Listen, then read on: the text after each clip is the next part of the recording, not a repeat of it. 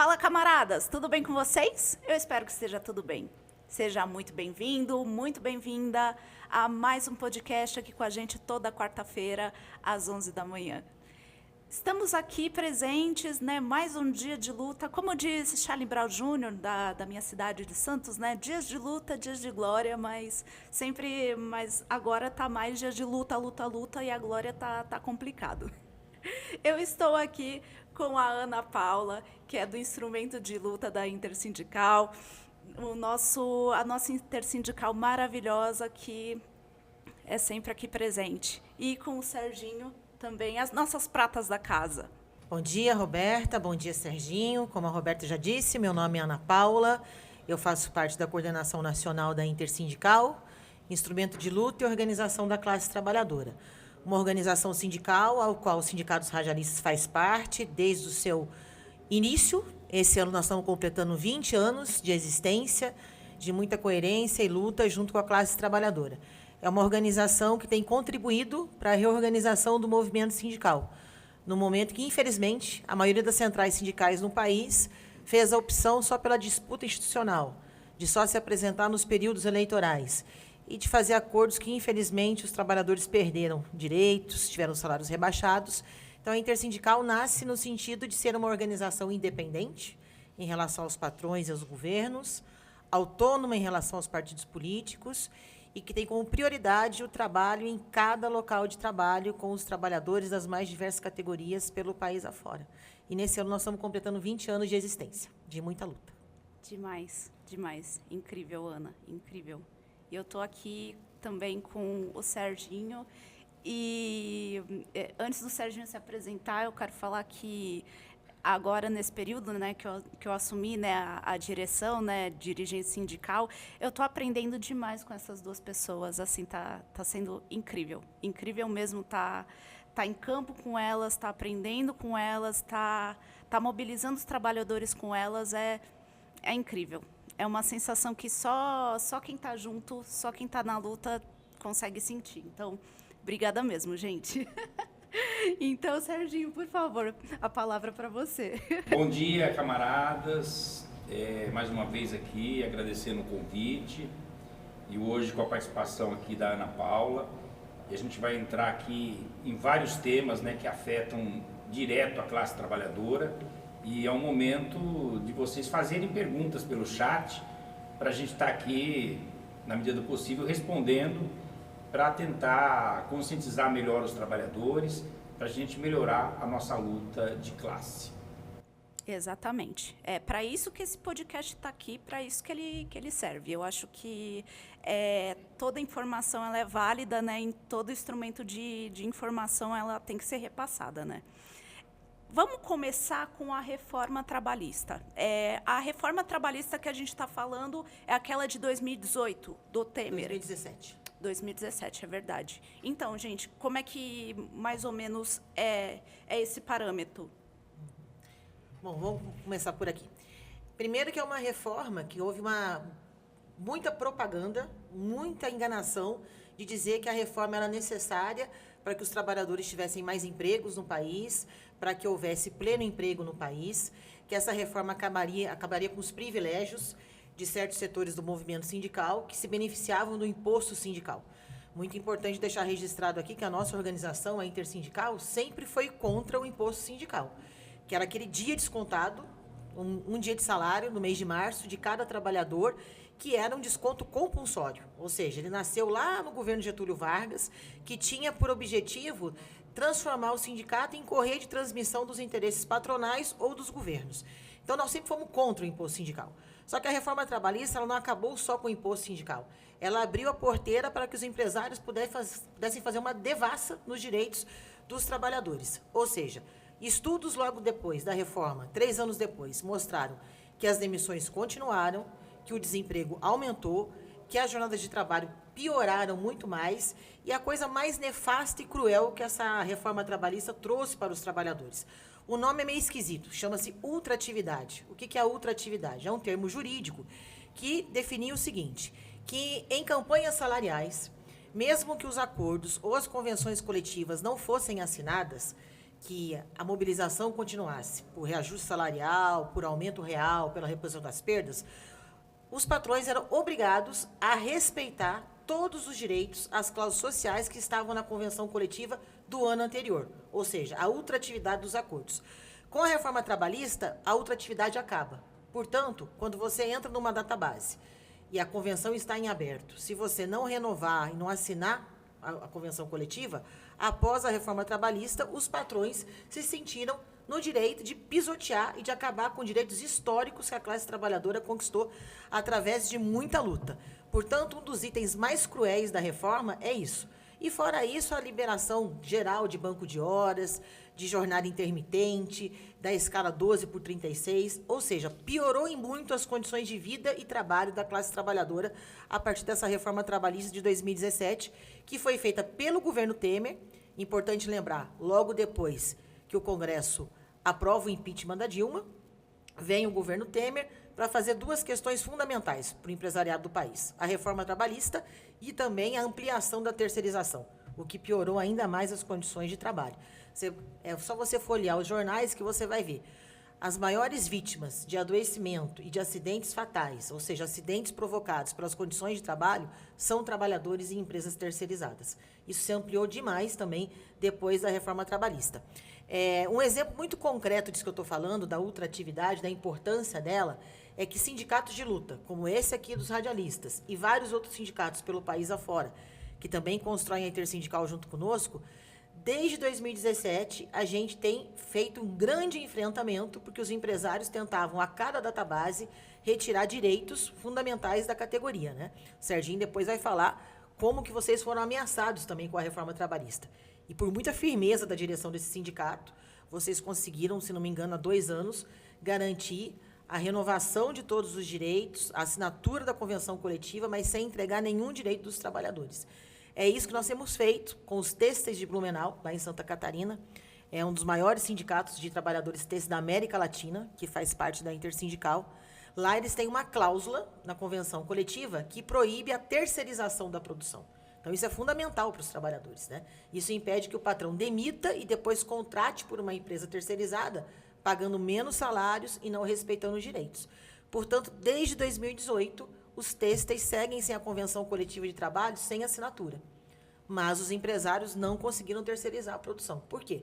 Porque há uma resistência muito grande dos trabalhadores, a firmeza da direção do sindicato no cotidiano dos trabalhadores faz com que os patrões não consigam terceirizar a produção. Infelizmente, eu digo infelizmente porque queríamos nós que todas as centrais sindicais estivessem imbuídas dessa luta, né? Mas nós somos a única organização nesse país que ainda luta pela revogação da reforma trabalhista de 2017, porque ela foi extremamente prejudicial aos trabalhadores. E na emenda, em 2019, nós tivemos o governo da morte, do genocida Bolsonaro, que impôs uma reforma da Previdência, né? Ou seja, você tem uma reforma trabalhista que piora as condições de trabalho e, na sequência, você tem uma reforma da Previdência que aumenta a idade para os trabalhadores se aposentar. Ou seja, é trabalhar até morrer. É isso que queria aquele governo e é isso que querem os empresários. Então, nós, da Intersindical, seguimos essa luta pela revogação dessas duas reformas, que são extremamente prejudiciais para os trabalhadores. E, ao longo do programa aqui, nós vamos ver que outras coisas que já existiam antes da reforma trabalhista, elas foram pioradas depois da aprovação dessas duas reformas. Nós não temos dúvida, e nós temos prova. A reforma trabalhista ela foi escrita na Confederação Nacional da Indústria, ou seja, a principal confederação do setor que lucra muito a partir da exploração dos trabalhadores. Ou seja, foi uma pauta patronal, redigida nos escritórios dos grandes empresários, que o Temer acampou e a maioria do Congresso Nacional também. Uma palavra para tudo isso: surreal. É surreal. É um absurdo, é uma violência, uma crueldade contra os trabalhadores. Nossa, demais, demais. A música das meninas, né? O de cima sobe, o de baixo desce. Mas vamos lá, Serginho, quer complementar alguma coisa? Sim, claro. Tão importante essa questão que a Ana Paula traz, da reforma, da ultratividade, que eu lembro aqui que, muitos anos atrás, quando a gente iniciava uma negociação coletiva com o sindicato patronal, na primeira reunião a gente assinava na ata, constava na ata, o tal do mútuo acordo. O que é o mútuo acordo? Ambas as partes, se não chegar a um acordo, uma está autorizando a outra a ingressar na justiça. Porque muitos trabalhadores falam, mas por que vocês não ingressaram na justiça, né? Porque nós ficamos aqui 7 anos sem renovar nossa convenção coletiva de trabalho. Por quê? Porque o patronal insistia, que assim, aquilo que a reforma não tirou, jogou para cima das convenções. Então os patrões vieram babando nas convenções coletivas, nos acordos coletivos, para tirar o resto de direito. E no nosso caso aqui, eles queriam congelar o quinquênio e queriam impor um banco de horas na convenção coletiva, que valesse para todos os trabalhadores. E a gente resistiu e durante 7 anos a gente não renovou, viemos renovar depois em 2023. Mas assim, olha o absurdo que é, porque essa coisa ela está toda conjugada, né? O judiciário com o legislativo e o próprio executivo, eles têm uma sintonia quando se trata de ataques aos trabalhadores. Então assim, o que é o mútuo acordo? O sindicato patronal não assina, não autoriza o sindicato laboral entrar com uma ação na justiça para ter uma discussão no âmbito da justiça do trabalho. Então você fica amarrado, porque não renova, ele não autoriza você entrar na justiça e você, pela fim da outra atividade, você acaba, né, em tese, perdendo a data base.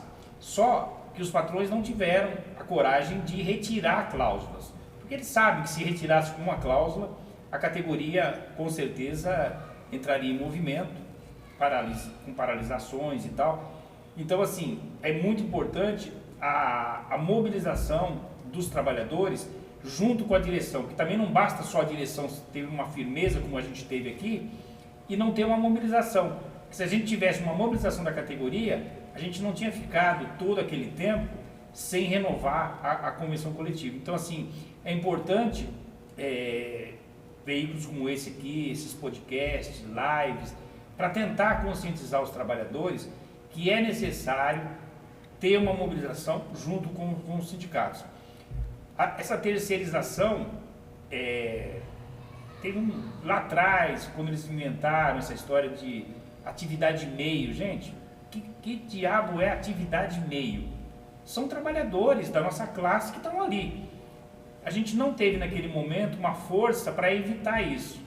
E agora, junto com a reforma trabalhista, eles enfiaram também a terceirização de forma irrestrita para a atividade fim, que para mim não tem atividade meio, atividade fim, todos somos da mesma classe, né? Então assim, a mobilização ela é de suma importância, né?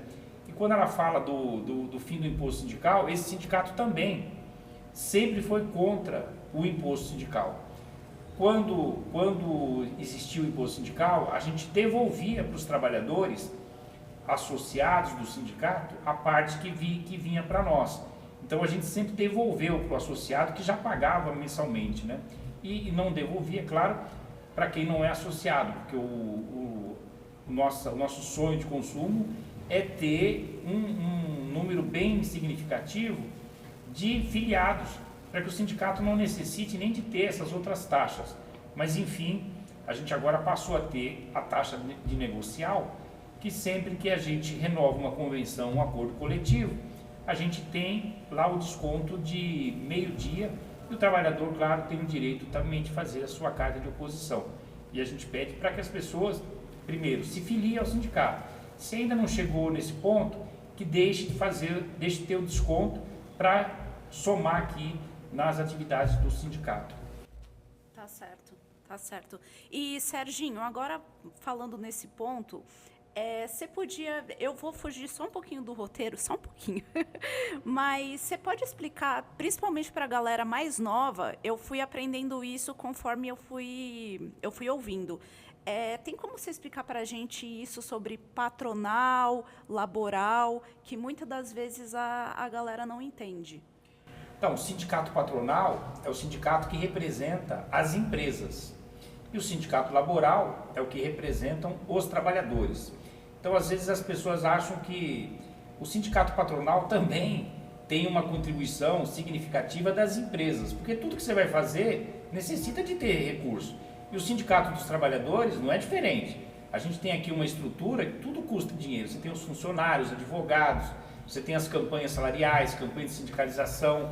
Então, tudo isso necessita de recurso. Então, os patrões, eles são muito bem organizados. Eles disputam lá o mercado e tal, mas na hora de vir para cima dos trabalhadores, eles se juntam, eles se cotizam, entra muito dinheiro e eles conseguem fazer lobbies muito grandes no Congresso, que é o ponto de você ter essas reformas todas. Foi patrocinada pela bancada patronal. Como disse a Ana Paula, a Confederação Nacional das Indústrias, que é uma das maiores do Brasil, botou muito dinheiro lá para poder fazer lobby fortíssimo, né? No nosso caso não é diferente. Você tem os sindicatos, existem as federações, existem as confederações, por parte também e ainda tem uma associação, que no caso nosso aqui é a ABERT, são as empresas se organizando, sentando e buscando fazer lobby para poder aprovar leis que vão deixar elas muito mais ricas do que elas são, né? Tá certo, tá certo. E agora a gente vai justamente nesse embate que a gente está indo sobre o que a gente, né, tocou no assunto agora, da terceirização. Que a terceirização no nosso país aumentou, né? E a precarização também, né, junto com ela, né, é uma consequência, né, do negócio. E como é que é essa situação? Quer falar primeiro, Ana? Pode ser. Só queria fazer esse reforço do debate anterior que vocês acabaram de colocar. Uhum. Os patrões nem precisam ter sindicatos, né? Porque o que eles concentram de riqueza, que eles se apropriam do trabalho dos trabalhadores, só isso já faz eles coagirem, intimidarem os trabalhadores, fazer isso que o Sérgio acabou de dizer, financiar deputados e senadores no Congresso Nacional para aprovar suas pautas. Eles gostam de falar que eles têm sindicatos para tentar, assim, se colocar no mesmo patamar que nós, e não é a mesma coisa, né? O Sindicato dos Trabalhadores foram criados não por uma concessão do governo, do Estado. Eles foram criados através de muita luta da classe trabalhadora. Quando não existiam sindicatos, existiam o que a gente chamava de associação mutualista. O que era isso? Antes não tinha previdência, antes não tinha registro em carteira. Então, eram os próprios trabalhadores cotizando entre si para poder ajudar aquele trabalhador que sofreu um acidente no seu local de trabalho. Então, é daí que vem a origem da Previdência Social, de uma luta direta dos trabalhadores. Agora, existe uma campanha financiada pelo empresariado de dizer que sindicato não presta, que sindicato é atraso de vida, e que ela foi reforçada com a reforma trabalhista, para dizer o seguinte: tem que ter a reforma para acabar com esse bando de sindicato, esse bando de gente vagabunda que vive sustentado com o dinheiro do trabalhador. Infelizmente, existem sindicatos que não são comprometidos com os trabalhadores, mas existe uma grande parte do movimento sindical que é muito séria e que defende os trabalhadores. Esse sindicato é um exemplo disso. A nossa organização é um exemplo disso. Então, é muito importante ficar atento, né? Porque a propaganda, ainda mais como a Roberta colocou, para essa geração que está chegando agora nos locais de trabalho, que não tem consciência da sua própria história, é muito importante saber disso, né? É muito importante saber que o teu 13º não é uma concessão da Globo, da Record, de qualquer empresa que você tenha aqui nessa categoria. Ela é fruto de uma grande greve geral que os trabalhadores fizeram na década de 1960. E se você tiver curiosidade, você vai lá pesquisar. Você que trabalha em rádio e comunicação, o jornal O Globo tinha uma matéria, uma manchete em destaque, dizendo o seguinte: se o 13º for aprovado, as empresas irão embora do Brasil. Vai ser o fim da economia, né? E mais de 350 mil trabalhadores fizeram greve, cruzaram os braços e o 13º virou lei. Está na CLT hoje. Nenhuma empresa foi embora. Os trabalhadores continuaram a ser contratados e foi uma conquista direta da luta da classe trabalhadora. Mas para o jovem que está chegando hoje no local de trabalho, ele não sabe disso. E ele precisa saber, né? Ele precisa saber que as férias também não é concessão de nenhum patrão e de nenhum governo. Férias é um direito garantido na Constituição Federal, fruto da nossa luta. É preciso entender que mulheres terem a licença maternidade, primeiro que não é privilégio, é um direito. E é um direito que nós, trabalhadoras, lutamos muito para que ele tivesse garantido na lei. Como também o avanço de uma licença paternidade, que está em vias de ser concretizado, também é uma luta do conjunto da classe trabalhadora. Ou seja, você deve ouvir muito no seu local de trabalho: a empresa te concede benefícios.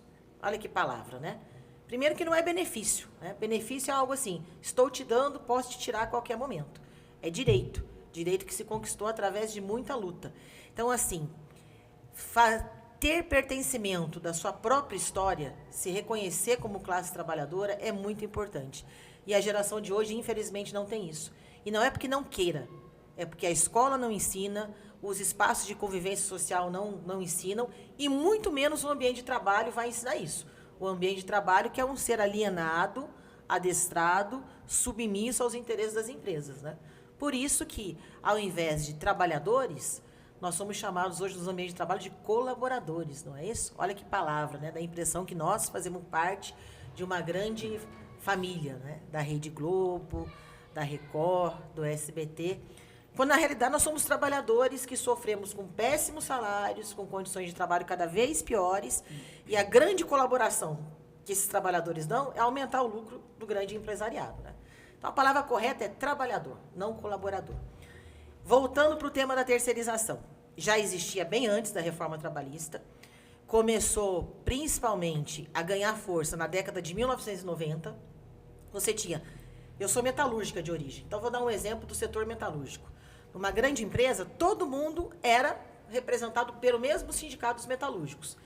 Eu que trabalho na produção, quem trabalha na cozinha, quem trabalha na limpeza, quem trabalha na vigilância, todos éramos da mesma categoria, porque todos trabalhávamos para a mesma empresa.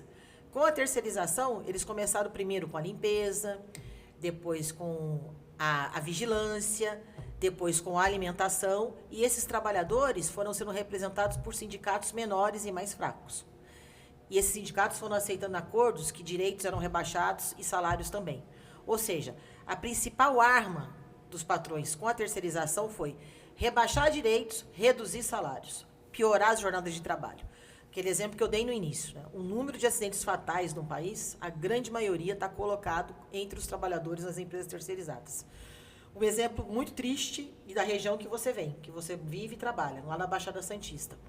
Depois da privatização da Cosipa, que depois virou Usiminas, que é uma das maiores siderúrgicas do país, de 88 até 2018, 19, foram 55 trabalhadores, eu afirmo, assassinados pelas péssimas condições de trabalho, dentro da planta da Usiminas, em Cubatão. Desses 55, a maioria absoluta eram de trabalhadores em empresas terceirizadas.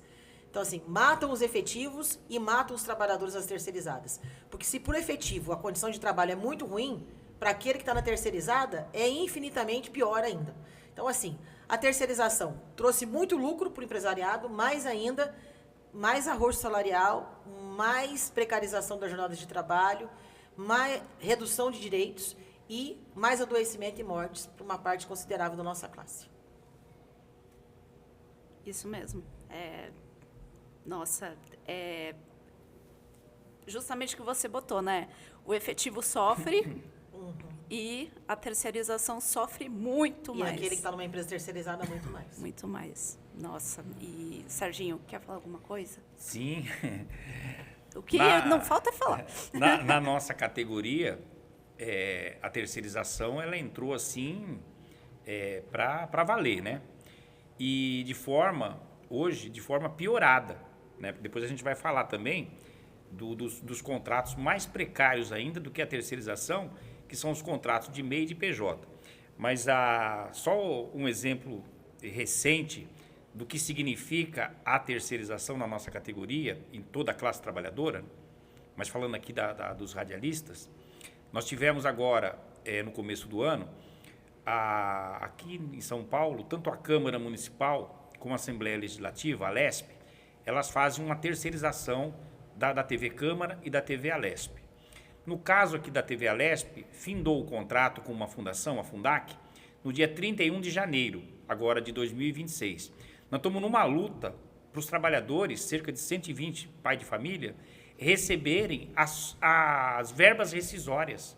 A Fundac não tem dinheiro para pagar, a Alesp está desde do final de janeiro fazendo cálculo para dizer para nós quanto ela tem a pagar para a Fundac.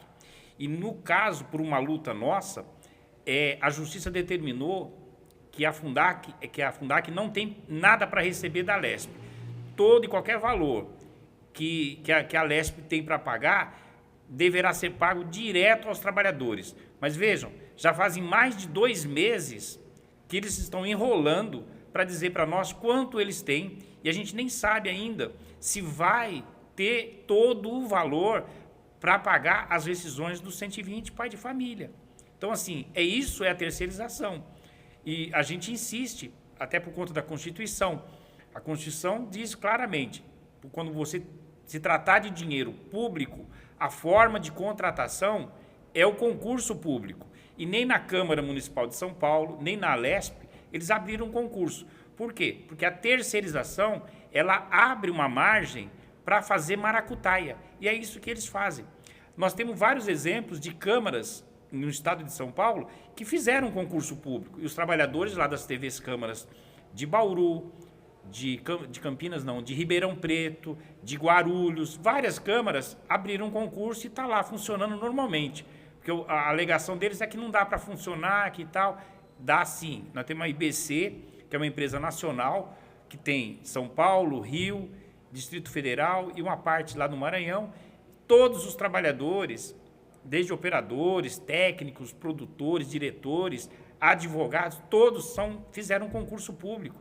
E ela funciona. Tem problema? Claro que tem problema. Todo lugar tem problema.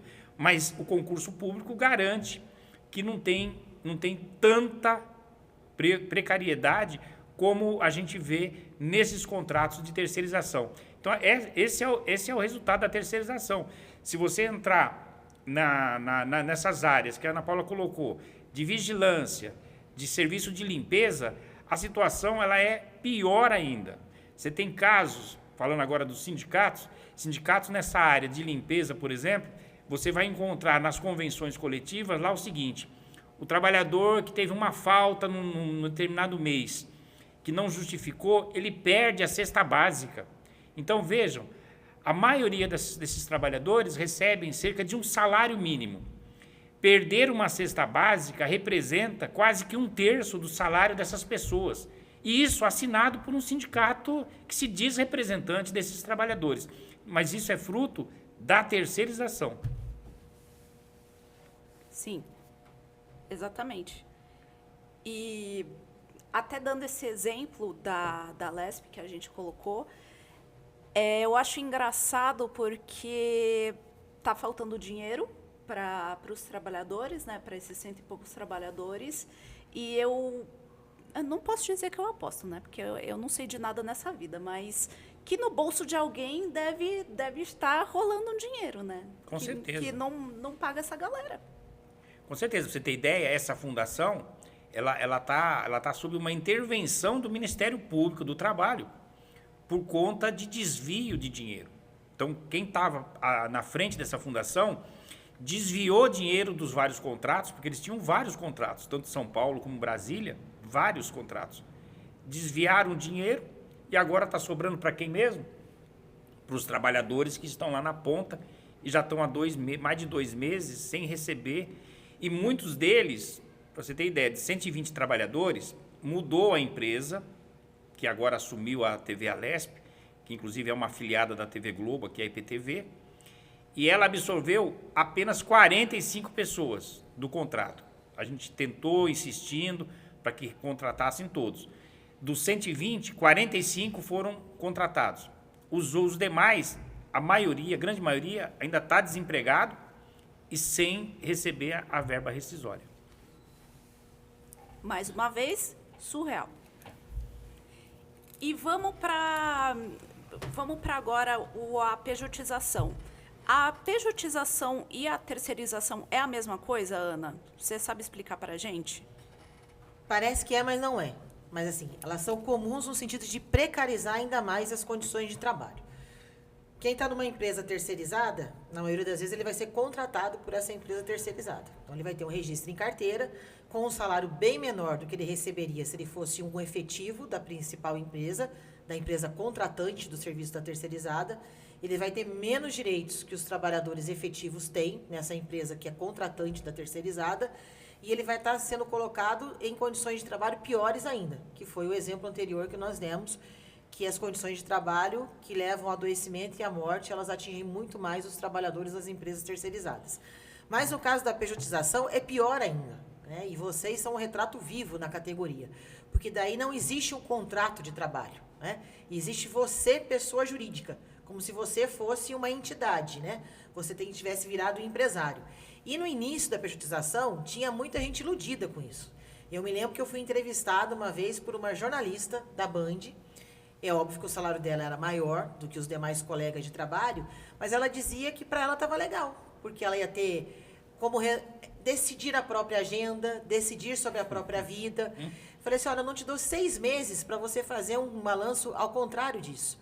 Não tem 13º, não tem férias, não tem recolhimento do INSS, não tem depósito do fundo de garantia, e você é submetido à mesma jornada de trabalho. Você é submetido a orientações e demandas colocadas pela direção da empresa.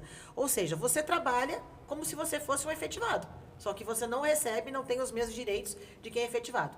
Então, eu não gosto de dizer assim que ela é pior ainda, mas ela é tão nefasta e ela só consegue existir hoje porque antes houve a terceirização. Ou seja, ela é um desdobramento dessas contratações cada vez mais precárias.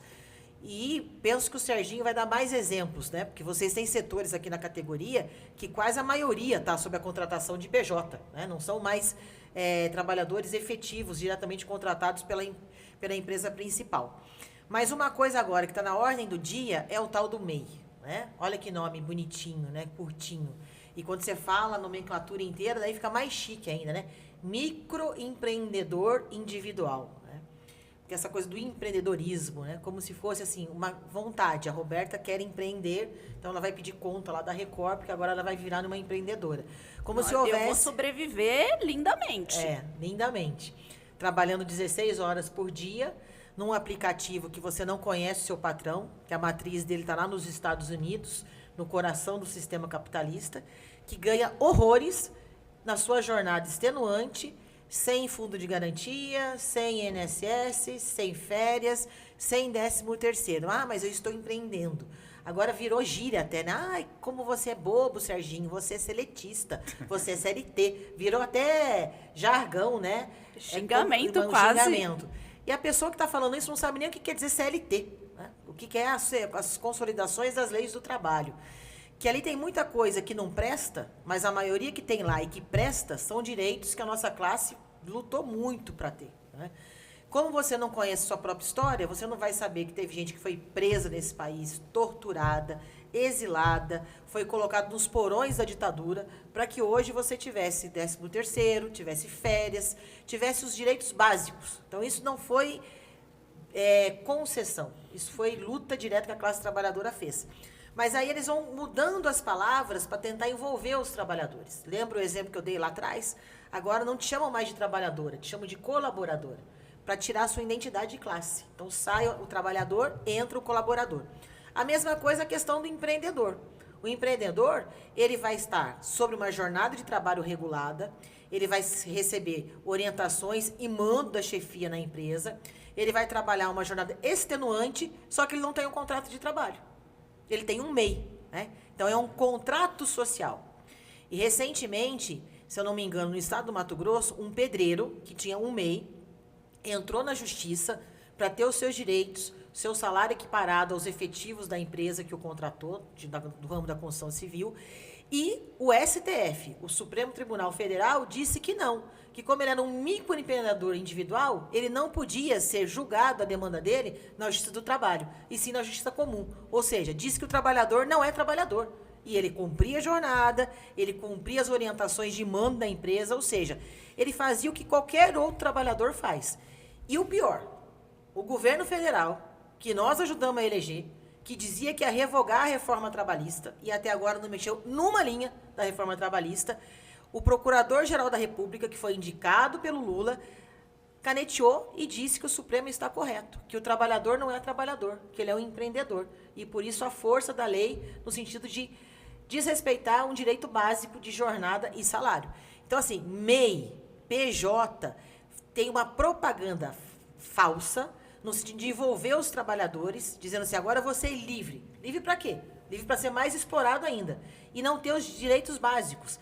Uber, iFood, todas essas plataformas digitais, elas têm batido recorde de lucratividade. Converse com um trabalhador que está numa situação de aplicativo. Tem uns que ainda estão iludidos, mas tem outros que estão, assim, extremamente cansados, não tem hora livre, não tem hora para a família, não tem férias. Se acidentar, vai ter que se lascar, porque não tem previdência recolhida, não tem quem arque com isso. O que você paga na sua viagem, Roberta, é infinitamente maior do que o motorista vai receber e do que o aplicativo vai receber. Então, são trabalhadores extremamente numa situação de precariedade, mas uns ainda achando que são empreendedores. Mas o bom, assim, é que conforme o sofrimento aumenta, o adoecimento também aumenta, começa a acender uma luzinha na consciência dos trabalhadores. E nós, que somos do movimento sindical sério e combativo, a gente não pode perder nem a paciência e nem a nossa firmeza de estar no cotidiano dos trabalhadores, revelando isso que os empresários tentam esconder. Nós vamos ainda nesse mês de abril ter uma ação nacional da Intersindical com um jornal que trata de esclarecer tudo isso que nós estamos falando aqui. O que significa a pejotização? O que significa o MEI? O que significa empreendedor? Empreendedor de quem e para quem? Porque para você mesmo é que não é. Porque nós precisamos fazer isso, porque os patrões diariamente eles tentam ocultar essas informações que são as informações verdadeiras do que é a real situação hoje da classe trabalhadora. Então, assim, levar a informação para o trabalhador é fundamental. E ele vai sentindo na sua própria pele, e os exemplos que eu dei aqui mostram isso, né? O quanto que um trabalhador nessa contratação, seja via PJ, seja MEI, ou seja um trabalhador de aplicativo, ele sofre a curto e médio prazo, cada vez mais, né? Porque são jornadas extenuantes e nenhuma proteção trabalhista ou previdenciária. Exato. E até dando um exemplo até pessoal, né? O meu avô, ele trabalhou na Cosipa, antiga Cosipa, né? E assim, ele criou os 3 filhos na Cosipa, soldador, se eu não me engano. Hoje em dia, com pejotização, com terceirização, não dá para você criar uma família assim. Não dá. Se com CLT já está difícil, imagina com pejotização, com a terceirização. E o seu avô certamente pegou uma Cosipa não privatizada, né? Não que não tivesse problemas as estatais, mas o salário era maior, as condições de trabalho eram um pouco melhores. Agora, com a privatização, aí foi ladeira abaixo. Salários arrochados. São muitos os trabalhadores hoje que saem da Uzi Minas e vão para os aplicativos. E depois também se arrependem. Porque daí, assim, é ruim trabalhar na usina, ruim também no aplicativo, do ponto de vista das condições de trabalho, né? Porque é uma ilusão, eu vou receber muito mais. Mas até quando? A manutenção do carro é tua, o combustível é teu, e fora que você não tem nenhuma proteção, nem trabalhista, nem previdenciária. Exato. E eu estou recebendo aqui da produção, né, elogiando a gente, né, agradecendo a gente, né, pelos esses esclarecimentos, né, no site também. Que bom que o pessoal está interagindo. Mas e aí, Serginho? Você não está falando nada. E aí, como é que fica a nossa classe? Como é que ficam os radialistas nessa situação? Olha só, essa questão, ela é assim, se correr, o bicho pega, se ficar, o bicho come, né? Os PJs, os MEIs que estão dentro das empresas, tem toda essa precarização, tudo, mas ele ainda consegue, quando tem algum problema, ele ainda consegue xingar o chefe e tal, falar diretamente com o chefe. Você pega o pessoal dos aplicativos, né? Meu filho trabalha com aplicativo, né? O cara tira você do aplicativo, você fica à míngua. Você não consegue fazer absolutamente nada, porque tudo você depende de estar ativo ali. Se por algum motivo qualquer o cara desligou você daquele ali, você fica na hora sem trabalho, sem saber quando você vai receber o trabalho que você fez há uns dias atrás. É um negócio assim, surreal. Não tem a menor condição do cara trabalhar para esses aplicativos, né? Mas na questão dos PJs, na nossa categoria, aumentou assim de forma assustadora, né? Você tem hoje, por exemplo, na cultura, onde eu trabalho, nós temos lá 760, mais ou menos, seletistas. E está passando de 800, de 900 trabalhadores, PJs e MEIs.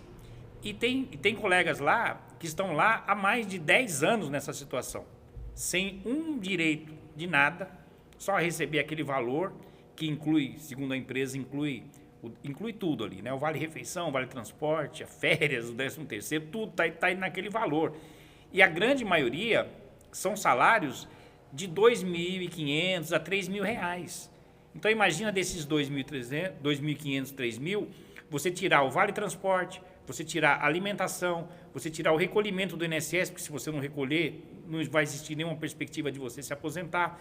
Então, é um negócio, assim, muito ruim. E aquilo que eu disse anteriormente, essas coisas, elas estão todas interligadas entre os 3 poderes, tá certo? Como colocou aqui, o próprio procurador-geral foi lá, recorreu ao Supremo para que seja legalizado essa coisa da pejotização, que está lá na mão do Supremo Tribunal Federal. O que eles vão dizer? Eles vão dizer que é legal. Agora, e como vai ficar as contratações a partir daí? Alguma empresa vai querer contratar algum trabalhador de forma seletista? Se ele pode contratar como PJ? Vai ser, assim, uma terra arrasada. E mais, esses trabalhadores, contratos de PJ, se ele é um microempresário, né? O PJ ou o MEI são empresários. Quem representa esses trabalhadores? São os sindicatos? É uma outra discussão que a gente vai ter que ver depois que o Supremo der a sentença, e vamos ver na modulação se eles vão limitar num teto, num valor mínimo de salário. A partir desse salário pode ser PJ, daqui para baixo pode ser seletista, ou vai ser terra arrasada. Então, assim, aumentou e muito, e ainda tem trabalhador que fala na cara da gente que prefere ser PJ. Mas quando você vai conversar com essas pessoas, a grande maioria delas que falam a favor da pejotização são pessoas que já se aposentaram.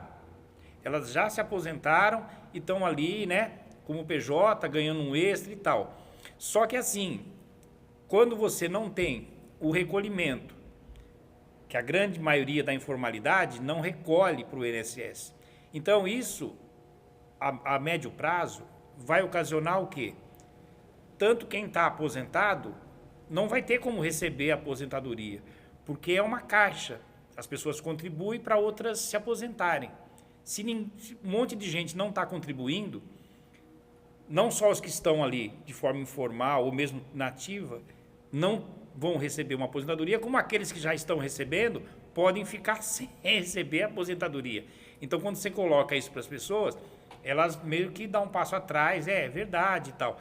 Mas é uma coisa assim que foi implantada, né? O capital e na nossa categoria, a gente sabe, por exemplo, a Rede Globo tem feito uma campanha já de alguns anos dessa coisa do empreendedorismo que é surreal. Todo programa, toda novela, todo jornal, tudo falando do empreendedorismo, como se as pessoas vão modificar. Você vai ser dono de você vai ter tempo para viajar, para curtir a família. É tudo mentira. Do jeito que a gente colocou aqui, os valores são infinitamente menores.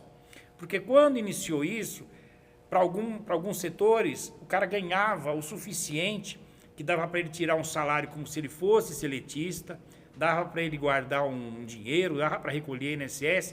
Só que como eles foram negociando, porque esses PJ não negociam através de um sindicato, eles negociam diretamente com o seu patrão. E ao longo dos anos a gente foi vendo o quê? O cara chegava lá, começava ganhando 15 mil reais. Na próxima renovação de contrato, patrão, olha, não vai dar mais os 15, tem que ser 10. E isso foi afinando, inclusive com grandes caras que recebiam muito dinheiro, como esses apresentadores de Jornal Nacional, vários artistas, pegando aqui o caso da nossa área, vários artistas foram reduzindo isso. Então, foram achatando. E os pequenininhos ficaram mais achatados ainda. Então, a gente está na mão de quem? Do STF, e o governo Lula mandando lá o seu procurador-geral recorrer para que digam que é ilegal, que é legal isso. Então, eles vão legalizar. Agora, nós vamos ver qual é o formato dessa legalização. Porque se for para todo mundo, vai ser um problema, não só para os radialistas, não, mas para toda a classe trabalhadora. Ou se vai.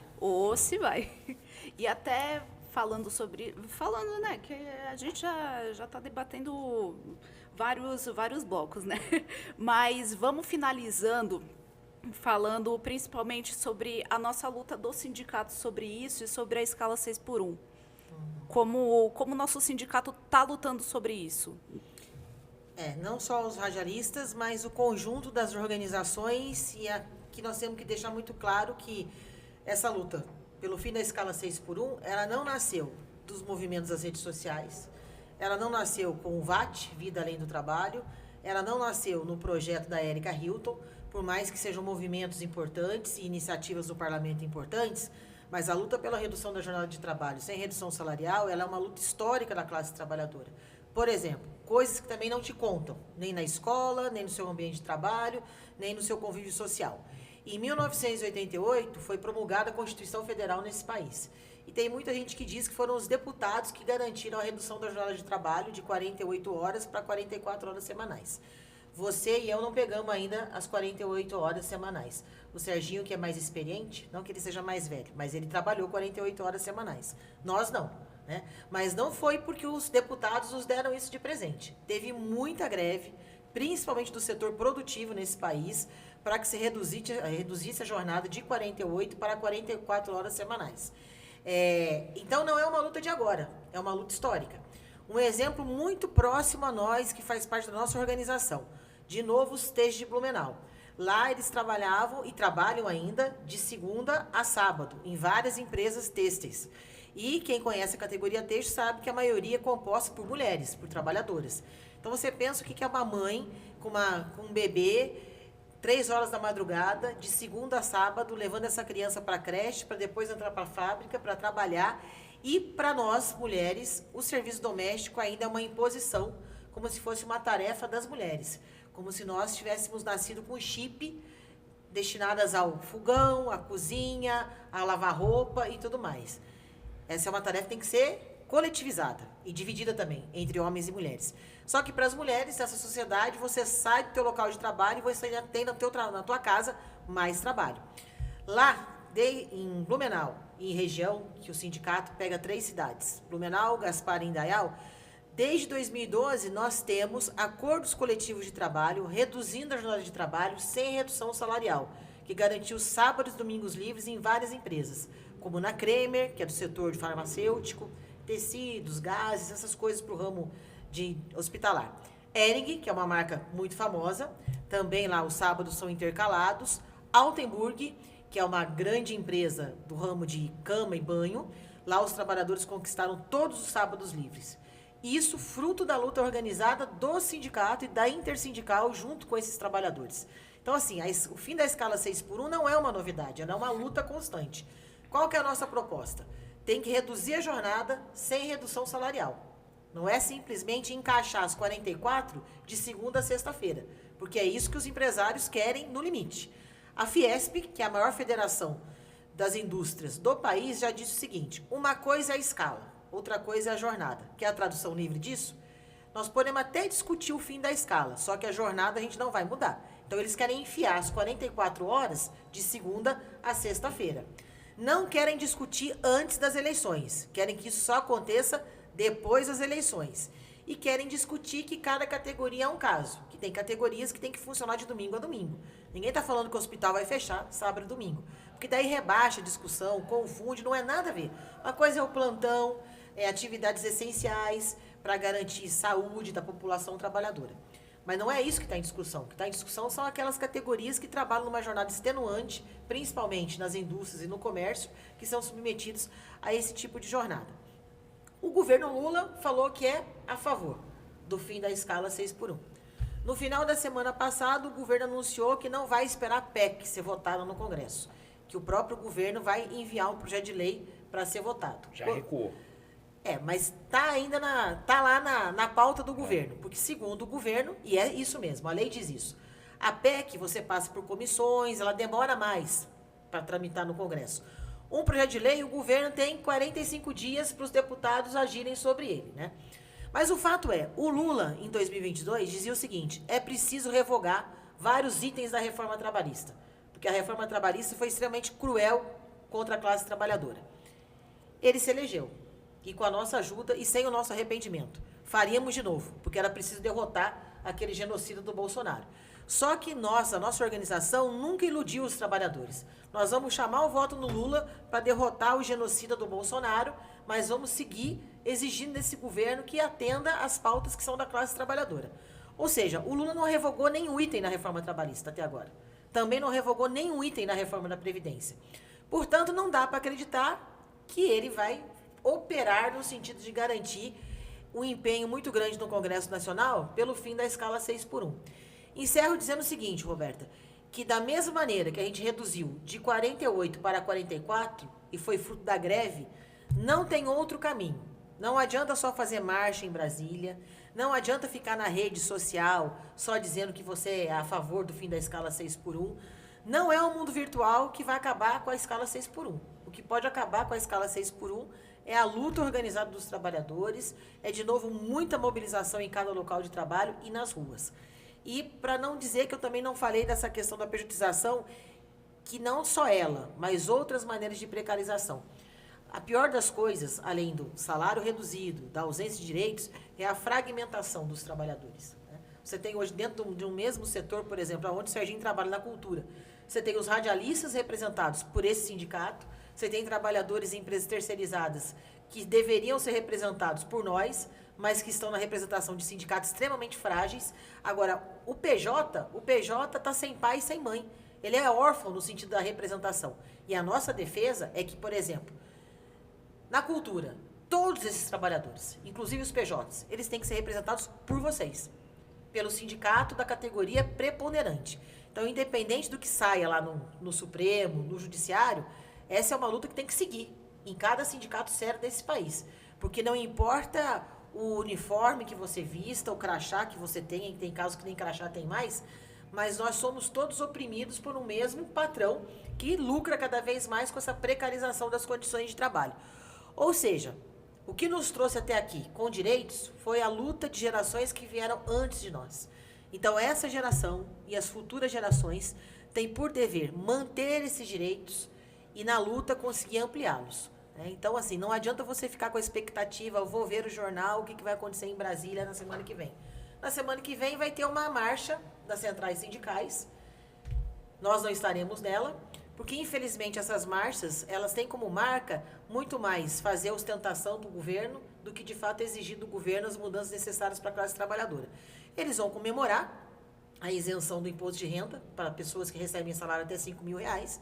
Na nossa avaliação, isso é mais do que uma obrigação do governo e veio em atraso. Já deveria ter feito lá no primeiro mandato dele, dos anos 2013, o fez agora.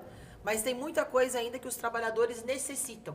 Então, para nós, o melhor local para essa luta ser feita não é uma marcha em Brasília que você vai lá, passa só meio período, mas é você parar os locais de produção. Porque é ali que a gente mexe no bolso dos patrões.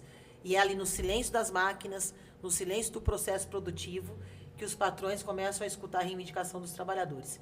Então, nada na vida da classe trabalhadora veio de presente, nada foi fácil, mas foi uma luta muito bonita, de uma história que nos pertence e que nós temos por obrigação divulgar isso àquele jovem trabalhador, aquela jovem trabalhadora que não conhece sua própria história, ou às vezes aqueles que já têm mais experiência de vida também, mas foram tão alienados no local de trabalho que esqueceram da sua própria história. Tudo que você tem é conquista do seu trabalho e da sua luta coletiva. Então, isso é mais do que uma mensagem, é uma tarefa. Nós temos essa tarefa, estando no movimento sindical, coerentes como somos. Essa é uma organização que, como eu disse no início, está completando 20 anos agora, no ano de 2026, e que nasceu justamente para cada vez mais enraizar o trabalho na base, com os trabalhadores, fazendo com os trabalhadores, denunciando o que o capitalismo impõe à classe trabalhadora, que é mais exploração, opressão e sofrimento, e ao mesmo tempo ajudando a avançar na consciência, porque quem sabe mais tem melhores condições de lutar. Então, quero agradecer o espaço aqui, voltaremos mais vezes. Opa, te espero muito mais vezes. Te espero mais vezes, espero o Serginho também mais vezes. Pode falar, pode falar. Não, essa questão da escala 6x1, né? Do fim da escala 6x1. Muitos trabalhadores na nossa base questionam a gente, né? Como fica e tal.